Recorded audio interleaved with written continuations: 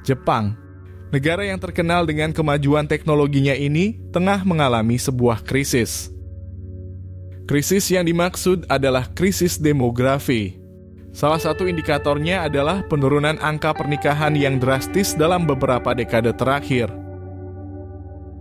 Fenomena ini tidak hanya berdampak pada struktur keluarga, tetapi juga memicu kekhawatiran tentang masa depan bangsa Jepang sendiri. Di tahun 2023, Jepang hanya mencatat 489.281 pernikahan, ini menjadi yang terendah sejak tahun 1933. Angka ini sangat jauh dibandingkan dengan 30 tahun yang lalu, di mana angka pernikahan di Jepang mencapai 1 juta pernikahan per tahunnya. Di balik menurunnya angka pernikahan di Jepang ini, terdapat berbagai faktor yang saling berkaitan. Di antaranya adalah beban ekonomi yang tinggi. Biaya hidup di Jepang, terutama di kota-kota besar seperti Tokyo dan Osaka, tergolong tinggi. Hal ini menjadi hambatan bagi banyak orang untuk menikah dan membesarkan anak. Biaya pernikahan, perumahan, dan juga pendidikan menjadi faktor utama. Pergeseran peran gender. Peran gender di Jepang mengalami perubahan yang signifikan, dengan wanita yang semakin fokus pada karir dan pendidikan.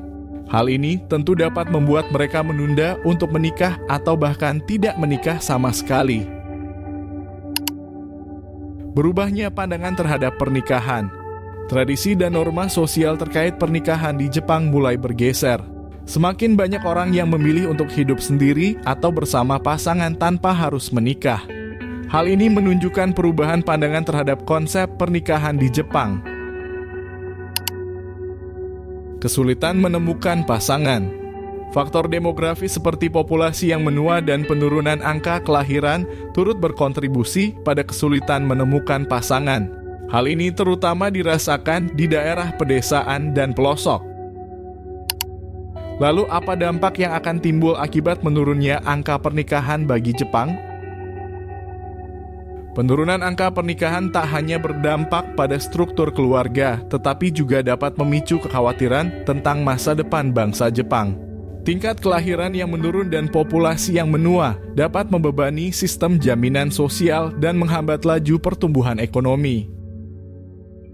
Pemerintah Jepang telah menyadari akan masalah ini dan mencoba berbagai inisiatif untuk meningkatkan angka perkawinan dan kelahiran.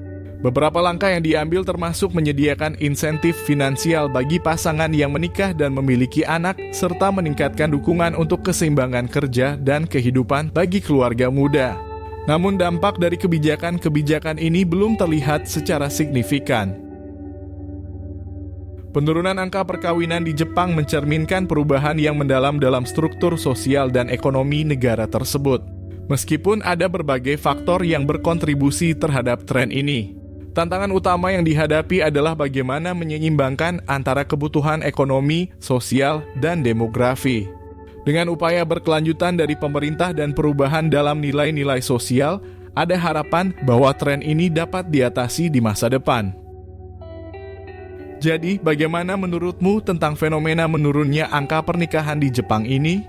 Yuk, tulis di kolom komentar.